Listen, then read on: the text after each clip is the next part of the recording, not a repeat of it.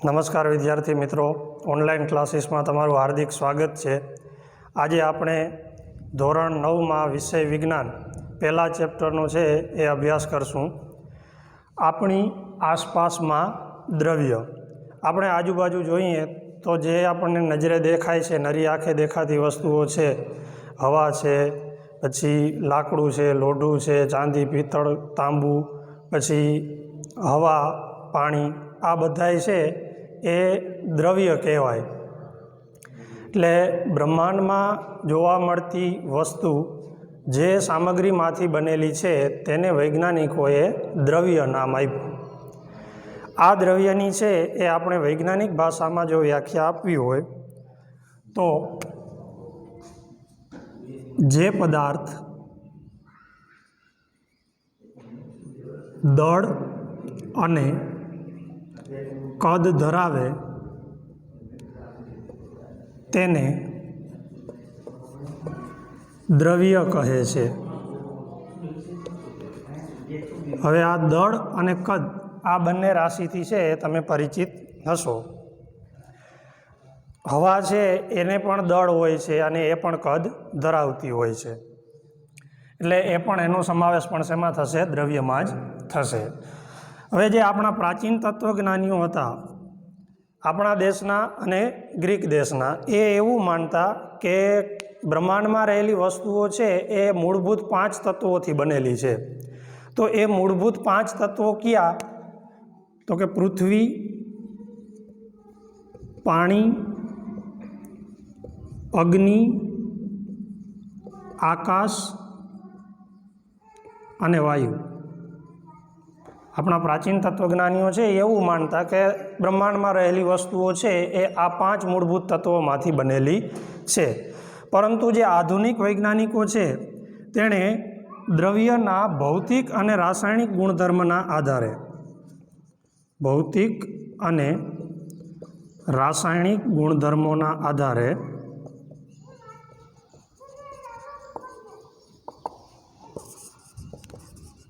આ દ્રવ્યોને છે એ 2 ભાગમાં વિભાજિત કર્યું છે। પહેલું છે ધાતુ, બીજું છે અધાતુ। આ તો વાત થઈ દ્રવ્ય કોને કહેવાય એની, અને પ્રાચીન સમયમાં છે એ વૈજ્ઞાનિક તત્વજ્ઞાનીઓ હતા એ શું માનતા હતા એની। હવે આધુનિક વૈજ્ઞાનિકો છે તેમાં પણ છે એ 2 મત હતા દ્રવ્યના ભૌતિક સ્વભાવ વિશે। શું માનતા હતા એ લોકો દ્રવ્યના ભૌતિક સ્વભાવ વિશે? એટલે કે દ્રવ્ય છે એ શેનાથી બનેલું છે એના આધારે છે એ 2 મત હતા, જેમાં વૈજ્ઞાનિકોનો એક સમૂહ છે એ એવું માનતો કે દ્રવ્ય છે એ લાકડાની જેમ સતત છે, લાકડાના ટુકડાની જેમ સતત છે। જ્યારે વૈજ્ઞાનિકોનું બીજું ગ્રુપ હતું એ શું માનતું હતું? તો એ એવું માનતા કે દ્રવ્ય છે એ રેતીના કણોની જેમ છે એ નાના નાના કણોથી બનેલું છે, નાના કણોથી બનેલું છે। આગળ જતા છે એ આ બીજી પૂર્વધારણા છે એ સાચી પડી। કઈ રીતે? તો એને સમજવા માટે છે એક આપણે નાનકડી પ્રવૃત્તિનો સહારો લઈ અને સમજી શકીએ। દાખલા તરીકે અહીંયા મેં એક પાણીનું બીકર લીધું,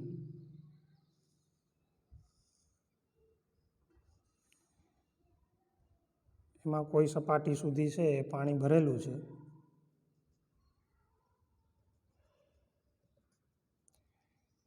કેટલું પાણી ભરેલું છે તે માપવા માટે છે મેં સ્કેલનો ઉપયોગ કર્યો।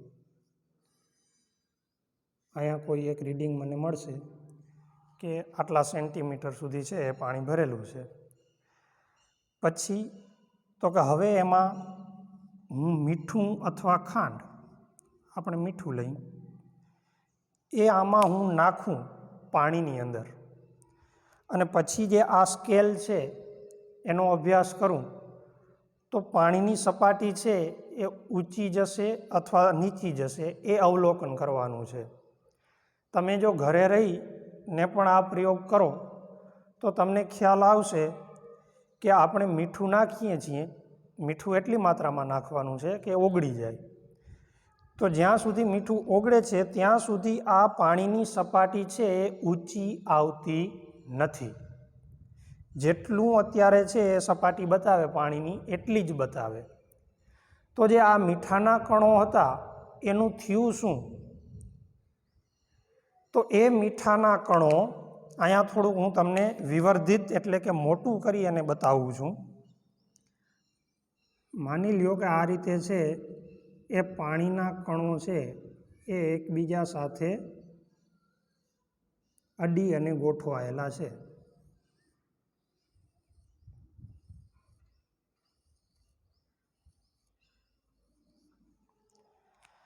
તો મીઠાના કણો છે એનું શું થશે? તો કે એ નાના નાના કણોમાં વિભાજિત થઈ અને પાણીના કણોની વચ્ચે જે જગ્યા રહેલી છે તેમાં સમાઈ જશે.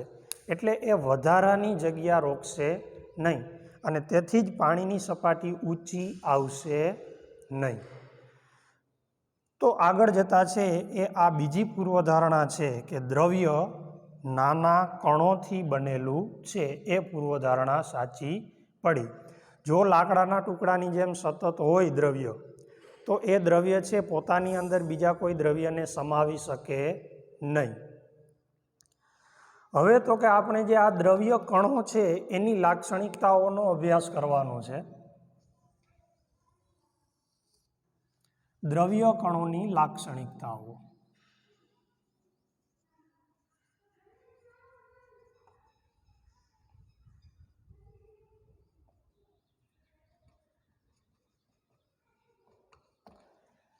તો કે ભાઈ દ્રવ્ય નાના કણોથી બનેલું છે એ સમજવા માટે આપણે જે પ્રવૃત્તિ જોઈ એ જ પ્રવૃત્તિના આધારે છે એ પહેલી લાક્ષણિકતા આપણે સમજી શકીએ. શું છે પહેલી લાક્ષણિકતા? તો કે દ્રવ્યના કણોની વચ્ચે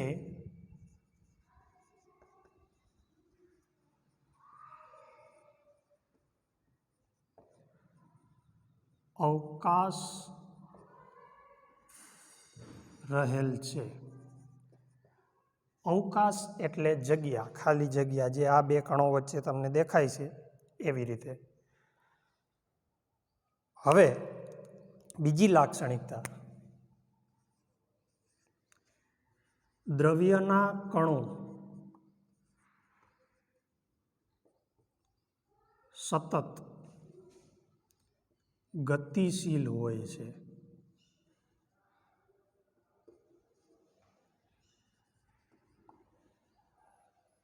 આ પ્રવૃત્તિ સમજવા માટે એક છે, મતલબ આ લાક્ષણિકતા સમજવા માટે એક સાદી પ્રવૃત્તિથી આપણે સમજી શકીએ. દાખલા તરીકે કોઈ એક ખૂણામાં છે એ અગરબત્તી પડેલી હોય તો એને આપણે સળગાવી નથી હજી, ત્યાં સુધી છે એ તમને આખા ઓરડામાં એની સુગંધ આવશે નહીં. એ જ અગરબત્તી જો તમે સળગાવી અને પછી મૂકો તો શું થાય? તો કે આપણા નાક સુધી છે એની સુગંધ આવશે. તો જ્યાં અગરબત્તી સળગે છે ત્યાંથી એ હવાના કણો છે એ આપણા નાક સુધી પહોંચે છે. જો એનામાં ગતિશીલતા ન હોય, એટલે કે એ દ્રવ્ય કણો ગતિશીલ ન હોય તો પહોંચે નહીં. આ વાત થઈ હવાની. પાણીના કણો છે એ ગતિશીલ છે કે નહીં એ સમજવા માટે શું કરી શકાય? તો કે તમે કોઈ એક બીકર લઈ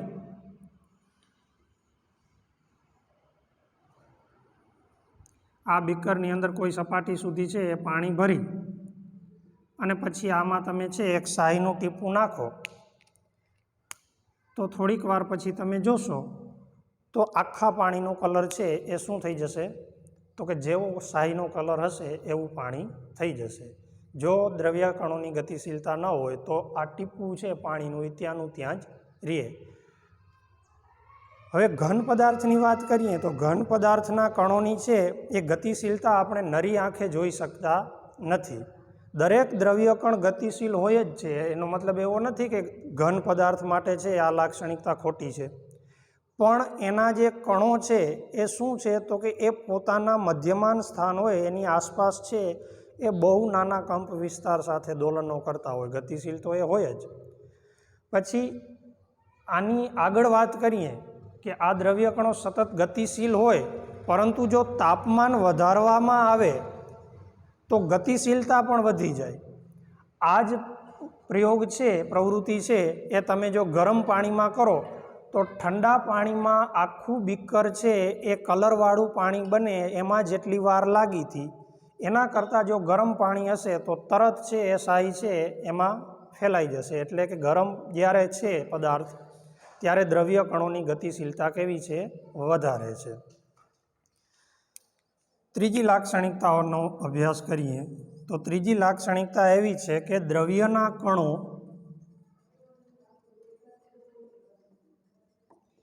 એકબીજાને આકર્ષે છે. દ્રવ્યના કણો એકબીજાને આકર્ષે છે. આ માર્કર પેન છે એને હું આવી રીતે જોર લગાડું તો તૂટતી નથી. તો ન તૂટવાનું કારણ શું? તો કે આની અંદર છે જે દ્રવ્ય કણો છે આ પણ નાના નાના કણોથી જ બનેલી હોય. એ કણોની વચ્ચે આકર્ષણ બળ હોય જેથી કરી અને તૂટે નહીં. ઘન પદાર્થમાં આકર્ષણ બળ સૌથી વધુ હોય, પ્રવાહીમાં એના કરતાં થોડુંક ઓછું. એટલે પ્રવાહીમાં છે, દાખલા તરીકે પાણીનું કોઈ ટોપિયું ભરેલું હોય કે ડોલ ભરેલી હોય, એમાં તમે કોઈ પણ વસ્તુ નાખો તો એ જગ્યા થઈ જાય એટલે એનું આકર્ષણ બળ ઓછું હોય. એ જ વસ્તુ તમે આમ ઘનમાં છે કોઈ વસ્તુ ખૂંચાડવા જાઓ તો સહેલાઈથી ખૂંચશે નહીં. અને વાયુમાં તો છે એ સૌથી ઓછું આકર્ષણ બળ હોય છે. એટલે આગળ ઉપર છે એ હવે આપણે દ્રવ્યની 3 અવસ્થા અને એના ગુણધર્મો વિશે અભ્યાસ કરવાનો છે.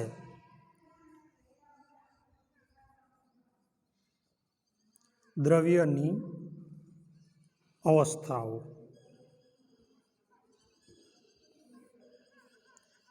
મુખ્ય 3 અવસ્થાઓ છે. એક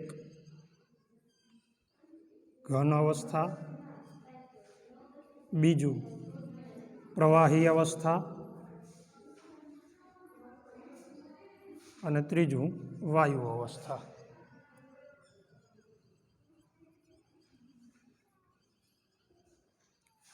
મુખ્ય 3 અવસ્થા મેં કીધી છે. આમ તો 5 છે: પ્લાઝ્મા અને બોઝ આઇન્સ્ટાઇન કન્ડન્સેટ. પરંતુ એનો અભ્યાસ છે એ હાલના ધોરણે આપણે કરવાનો નથી. એનો અભ્યાસ તમે જ્યારે સાયન્સમાં જશો 11-12 સાયન્સમાં ત્યારે અભ્યાસ આવશે. એટલે મુખ્ય 3 અવસ્થા ઘન, પ્રવાહી અને વાયુ. તો એમાં પહેલાં છે આપણે ઘન અવસ્થાનો અભ્યાસ કરીએ. તો દરેક અવસ્થાને સમજવા માટે છે એ 5 મુદ્દા આપણે યાદ રાખવાના છે. શું? તો કે એક તો આકાર, કદ અને એ ઉપરાંત આ 3 જે લાક્ષણિકતાઓ છે એની વચ્ચે અવકાશ કેટલો છે, ગતિશીલતા વધારે હોય છે કે ઓછી, અને એકબીજાને આકર્ષણ બળ છે એની વચ્ચે કેટલું હોય. તો ઘન અવસ્થાની વાત કરીએ તો ઘન અવસ્થામાં આકાર છે એ નિશ્ચિત હોય, કદ છે એ પણ કેવું હોય? નિશ્ચિત હોય. ઘન અવસ્થામાં રહેલા પદાર્થનો આકાર અને કદ બંને કેવા હશે? નિશ્ચિત હશે. પછી આ 3 લાક્ષણિકતાઓ એમાં કેવા પ્રકારની જોવા મળે છે? તો કે દ્રવ્ય કણોની વચ્ચે જે અવકાશ હોય ઘન અવસ્થામાં એ પ્રવાહી અને વાયુ કરતાં ઓછો હશે. એટલે અવકાશ છે, દ્રવ્ય કણોની વચ્ચે અવકાશ સૌથી ઓછો હશે. હવે અવકાશ ઓછો હોય એટલે સ્વાભાવિક છે કે આ આકર્ષણ બળ છે એ કેવું હશે? વધુ હશે. એટલે આકર્ષણ બળ સૌથી વધુ હશે. સૌથી વધુનો અહીંયા મતલબ છે કે પ્રવાહી અને વાયુ આ બંને અવસ્થા કરતાં વધારે હશે. ગતિશીલતા છે દ્રવ્ય કણોની એ સૌથી ઓછી હશે ઘન અવસ્થામાં. ગતિશીલતા ઓછી હશે. તમને એમ કહીએ કે ઘન અવસ્થા વિશે ટૂંકમાં માહિતી આપો, તો ઘન અવસ્થામાં રહેલા પદાર્થનો આકાર નિશ્ચિત હોય છે, તેનું કદ નિશ્ચિત હોય છે.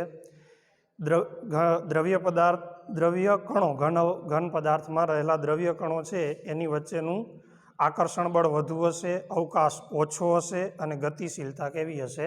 ઓછી હશે. તો એ જ રીતે આપણે પ્રવાહી અવસ્થા અને વાયુ અવસ્થાનો અભ્યાસ કરીએ. બીજી અવસ્થા છે એ પ્રવાહી અવસ્થા.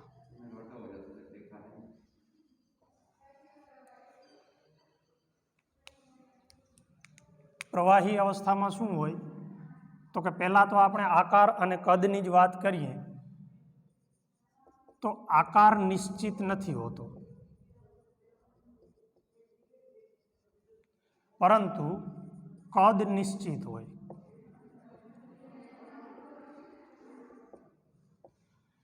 તમે પ્રવાહીને જે પાત્રમાં ભરશો એ પાત્ર જેવું છે એનું આકાર ધારણ કરી લેશે, પરંતુ એનું કદ છે એ નિશ્ચિત હશે. દાખલા તરીકે કોઈ 1 લીટર છે પાણી તમે ભર્યું, એ લીટર પાણી બીજા પાત્રમાં તમે નાખો તો એ અડધું લીટર નથી થઈ જવાનું, એ લીટરનું લીટર જ રહેશે. એટલે કહેવાનો મતલબ કદ કેવું હશે? નિશ્ચિત હશે. પછી આ 3 લાક્ષણિકતાઓનો જો આપણે આમાં અભ્યાસ કરીએ તો આમાં શું કીધું આપણે? તો કે દ્રવ્ય કણો વચ્ચે અવકાશ સૌથી ઓછો હોય. પ્રવાહીમાં શું હશે?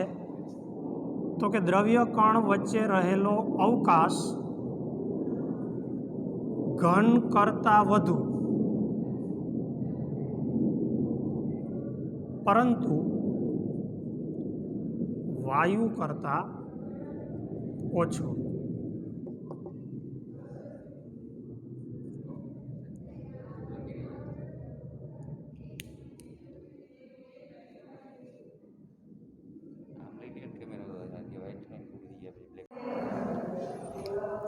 હા, તો આપણે વાત કરતા હતા કે અવકાશ છે એ ઘન કરતાં વધારે પરંતુ વાયુ કરતાં ઓછો હશે.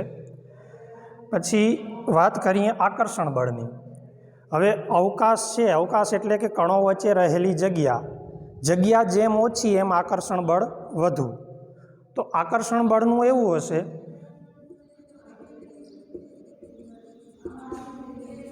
આકર્ષણ બળ ઘન કરતાં ઓછું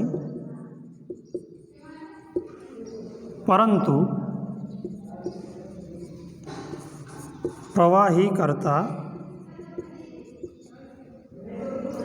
વાયુ કરતાં વધુ. ગતિશીલતાની વાત કરીએ, દ્રવ્ય કણો વચ્ચે રહેલી ગતિશીલતા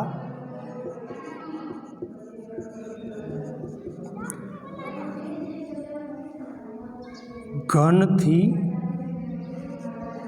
વધુ પરંતુ વાયુથી ઓછી. તો આ છે એ આપણે પ્રવાહી અવસ્થામાં જે પદાર્થ હોય એના ગુણધર્મોની વાત કરી. અને ત્રીજી અવસ્થાનો અભ્યાસ કરીએ, વાયુ અવસ્થા.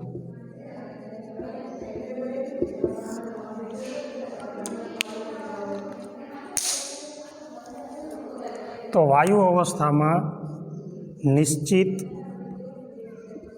કદ નથી હોતું, નિશ્ચિત આકાર નથી હોતો,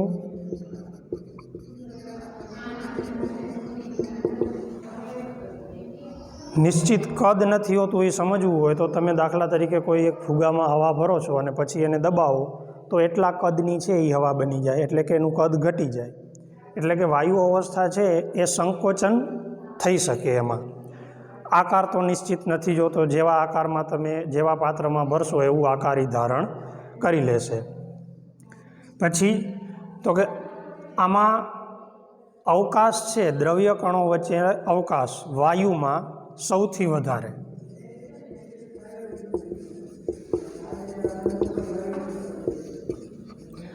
હવે અવકાશ છે એટલે કે 2 કણો વચ્ચે જગ્યા વધારે હોય તો સ્વાભાવિક છે કે આકર્ષણ બળ કેવું હોય? ઓછું હોય. એટલે કે દ્રવ્ય કણો વચ્ચે લાગતું આકર્ષણ બળ ઓછું.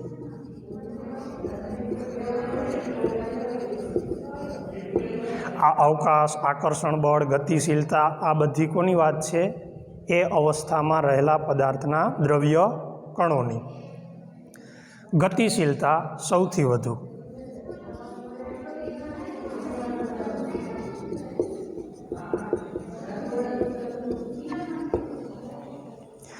તો આ રીતે છે આપણે દરેક પદાર્થ છે એના ગુણધર્મોનું અવસ્થામાં રહેલા જે ગુણધર્મો છે એની વાત કરી. આ ઉપરાંત પ્રવાહી પદાર્થમાં એક લાક્ષણિકતા બીજી એ જોવા મળે છે કે પ્રવાહી પદાર્થની અંદર ઘન, પ્રવાહી અને વાયુના કણો પ્રસરણ પામી શકે છે. હવે પ્રસરણ પામવું એટલે શું? તો કે એક અવસ્થામાં રહેલા છે કણો એ બીજી અવસ્થામાં રહેલા કણો અથવા તો પોતાની જ અવસ્થામાં રહેલા કણોની સાથે આંતરમિશ્રિત થઈ જાય, એટલે કે ભેગા થઈ જાય, એને પ્રસરણ થયું કહેવાય. એટલે કે તમે પાણીમાં છે મીઠું નાખો છો તો મીઠાના દ્રવ્ય કણો પાણીના દ્રવ્ય કણોની અંદર પ્રસરણ પામ્યા છે એમ કહેવાય. એટલે આ રીતે છે એ આ ત્રણ અવસ્થાનો અભ્યાસ કર્યો. વધારે પડતો અભ્યાસ છે આપણે આગળના લેક્ચરમાં કરશું.